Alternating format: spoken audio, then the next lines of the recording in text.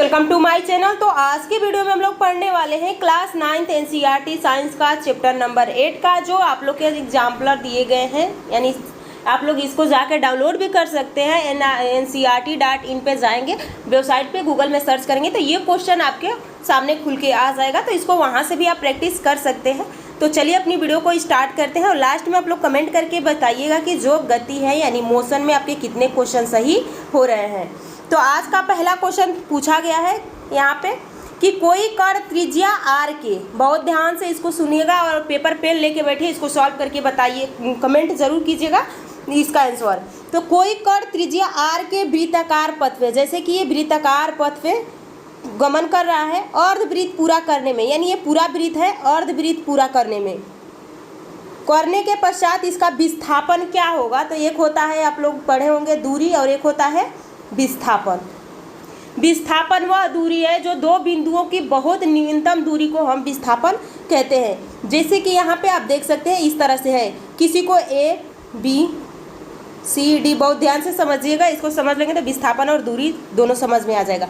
तो अगर किसी को ए से चलना है, वो ऐसे गया, ऐसे आया, फिर ऐसे आया, ऐसे गया, यानी वो चारों तौर कवर किया, तो ये उसकी दूरी हो जाएगी, यानी ये दूरी हो जाएगी। लेकिन कोई यहाँ से चला और डायरेक्ट सी पे चला गया, यानी शॉर्टकट। विस्थापन कहता है कि हमें कोई फर्क नहीं पड़ता कि हमारे सामने क्या पड़ेगा, हम उसको पार करके जाएंगे, हम दूरी को ज़्यादा तय नहीं करेंगे। तो सीधा ए से वो सी पे चला आया, तो ये उसका विस्थापन हो जाएगा। दो बिंदुओं की वह न्यूनतम दूरी जो उसको कवर कर रहा है उसको हम विस्थापन कहते हैं। तो देखिए यहाँ तक ये तो पूरा हो गया, लेकिन ये पूछा है अर्धवृत्त, तो ये अर्धवृत्त है। यहाँ पे कोई व्यक्ति है, अगर दूरी उसको तय करना है तो ये ऐसे जाएगा, ऐसे आएगा, लेकिन विस्थापन पूछ रहा है तो सीधा यहाँ पर, यानी यहाँ पे चला आएगा।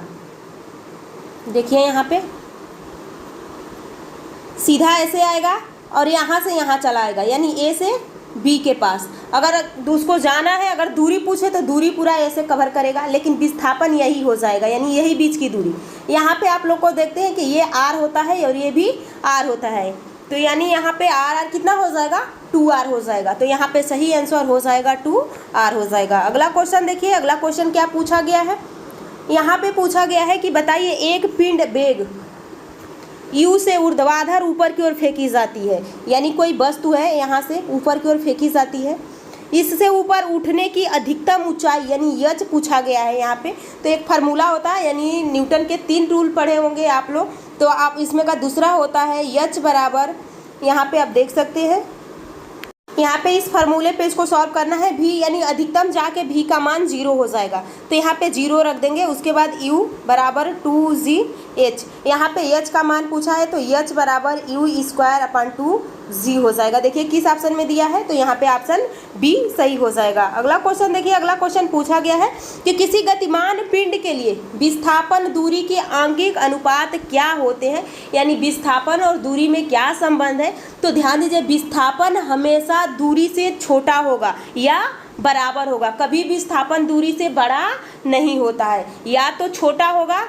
जैसे कि यहाँ पे आप लोग का विस्थापन है, यहाँ पे दूरी है, तो ये हमेशा छोटा होगा, यानी ये छोटा होगा या बराबर होगा, दूरी हमेशा बड़ी होती है। तो यहाँ पे ये सदैव 1 से कम या 1 के बराबर हो सकता है। तो यहाँ आपसे पूछा गया है कि इसका संबंध बताइए क्या होगा, तो या तो 1 होगा या 1 से कम हो जाएगा, कभी दूरी से बड़ा विस्थापन नहीं होगा। अगला क्वेश्चन देखिए, अगला क्वेश्चन क्या पूछा गया है, ध्यान से इस क्वेश्चन को पढ़िए।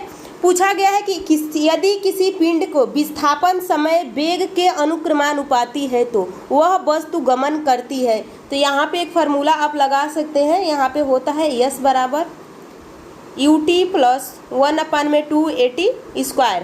अब यहाँ पे आपसे पूछा गया है कि यानी t के यानी उसके अनुक्रमानुपाती पूछा है, तो ये आप लोग का कांस्टेंट है, ये भी कांस्टेंट है, ये भी कांस्टेंट है। तो अब आपका हो जाएगा a प्रोपोर्शनल आप लोग का t का स्क्वायर हो जाएगा, यानी इसके अनुक्रमानुपाती क्या है, ये किसका सिंबल होता है, त्वरण का। तो इसमें क्या पूछा गया, विस्थापन समय के वर्ग के अनुक्रमानुपाती होता है तो वस्तु गमन करती है। तो यहाँ पे आपका सही आंसर हो जाएगा एक समान त्वरण से, यानी बढ़ते त्वरण से नहीं होगा, ना तो घटते त्वरण से हो, एक समान त्वरण से। जितना t बढ़ेगा उतना ही त्वरण बढ़ेगा। अगला देखिए, इसके वर्ग के, जैसे कि यहाँ पे देख सकते हैं, अगर t को 2 मानते हैं तो 2 का स्क्वायर 4 हो गया, तो ये 4 हो जाएगा। अगला देखिए क्वेश्चन, अगला क्वेश्चन आप लोग को दिया गया है, यहाँ पे ग्राफ से दिया गया है। तो यहाँ पे v और t का ग्राफ यानी वेग बटा समय, ये किसका होता है? वेग परिवर्तन की दर को क्या कहते हैं? त्वरण कहते हैं। तो ये क्या का यह निष्कर्ष निकाल सकते हैं कि पिंड क्या है?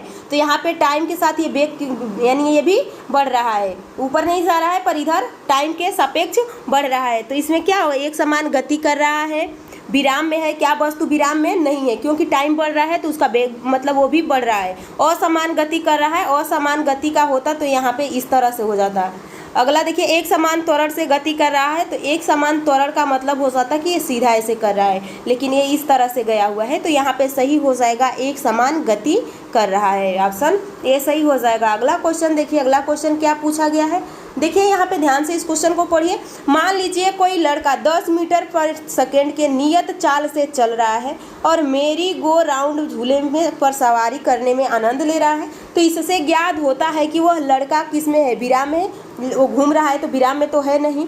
बिना त्वरण से गमन कर रहा है, तो ऐसा तो हो नहीं सकता। जब हम गोल गोल घूमते हैं तो हर का डायरेक्शन अलग होता है, हर जगह वेग बढ़ता रहता है या घटता रहता है, तो त्वरण भी परिवर्तन होता रहेगा। यहाँ पे सही आंसर हो जाएगा कि ये त्वरित गति है, यानी इसमें त्वरित गति है। अगला क्वेश्चन देखिए, अगला क्वेश्चन पूछा गया है, VT ग्राफ द्वारा घेरा गया क्षेत्रफल किस भौतिक राशि को निरूपित करता है जिसका मात्रक है?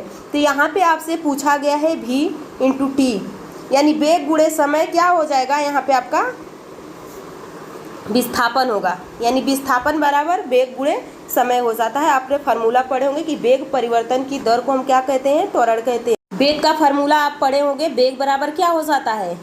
विस्थापन बटा, यानी विस्थापन बटा समय हो जाता है। अब यहाँ पे आप लोग को इसका गुणा पूछा है, तो यहाँ पे हो जाएगा विस्थापन बराबर v × t, यानी इसका v सिंबल होता है, इसका t, तो v × t ये आप लोग का क्षेत्रफल निकालने का है। तो अब विस्थापन को हम किस में नापते हैं? मीटर में नापते हैं, यानी यम हो जाएगा। तो यहाँ पे आपका सही आंसर हो जाएगा ऑप्शन बी, मीटर में। अगला क्वेश्चन देखिए, अगला क्वेश्चन क्या पूछा गया है?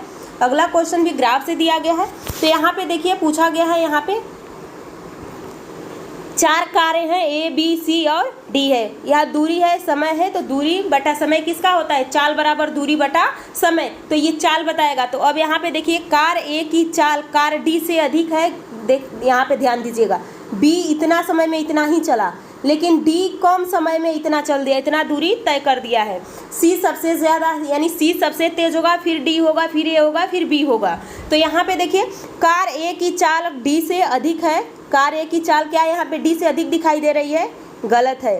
कार B सबसे धीमा है, तो ये सही है, क्योंकि कार सबसे B धीमी है। कार D की चाल कार C से अधिक है, तो सबसे तेज कौन चल रहा है? C चल रहा है। कार C सबसे धीमा है, तो बिल्कुल गलत है। अगर पूछा जाए कि सबसे तेज कौन है, तो C है, उसके बाद D है, उसके बाद A है, उसके बाद B है। तो यहाँ पे सही आंसर आप लोग का हो जाएगा ऑप्शन B। अगला क्वेश्चन देखिए, यहाँ पे वह कौन सा ग्राफ एक समान गति का सही निरूपण करता है, यानी दूरी बटा समय। तो यहाँ पे हो जाएगा आप लोग का चाल बराबर दूरी बटा समय। तो यहाँ पे आपसे पूछा गया है कि बताइए कि सही निरूपण कौन करता है, तो यहाँ पे आपका सही हो जाएगा ये वाला। अगला क्वेश्चन देखिए, वेग समय ग्राफ की प्रवणता से प्राप्त होता है, यानी इसके स्लोप से हमें क्या प्राप्त होगा? जैसे कि यहाँ पे आप देख सकते हैं, यहाँ पे वेग है, यहाँ पे t है, तो यहाँ पे v × t हो जाएगा। ये किसका होता है? वेग परिवर्तन की दर को हम क्या कहते हैं? त्वरण कहते हैं। वेग परिवर्तन की दर को देखिए यहाँ पे वेग बराबर डिस्प्लेसमेंट अपन टाइम हो जाएगा। उसके बाद आप लोग का त्वरण बराबर वेग परिवर्तन की दर बटा t हो जाएगा, b - u आप लिखेंगे, त्वरण हो जाएगा। चाल बराबर दूरी बटा समय हो जाएगा। तो ये छोटे छोटे पॉइंट आपको याद रहेंगे, तब ये क्वेश्चन आप लोग सॉल्व कर पाएंगे। तो इसका आंसर आप लोग का हो जाएगा त्वरण। अगला क्वेश्चन देखिए, अगला क्वेश्चन क्या पूछा गया है, और इस चैप्टर का ये लास्ट क्वेश्चन है। नीचे दिए गए प्रकरणों में से किसमें चली गई दूरी तथा विस्थापन का परिमाण समान होता है?